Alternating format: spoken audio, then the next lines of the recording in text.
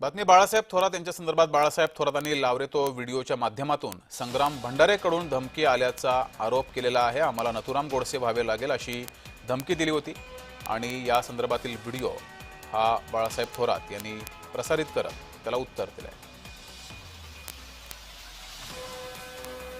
वारकरी संप्रदायाची पताका पुढे घेऊन निघालेल्या महाराजांना कोणाचं नाव घेऊन बोलण्याची वेळ का आली आणि त्याच्यात तरचा विषय बोलले होते, पण जो व्हिडिओ व्हायरल झाला तो तर काढून व्हायरल झाला आहे।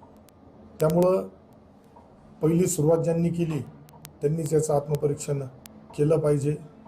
मी कोणाचं समर्थन करत नाही, परंतु ज्या पद्धतीने एखाद्या वारकरी संप्रदायात काम करणाऱ्या महाराजांना एवढं उद्वेगाने किंवा एवढ्या द्वेषाने नाही म्हणता येणार, पण ते एवढ्या याच्यात का बोलले याचा विचार केला पाहिजे।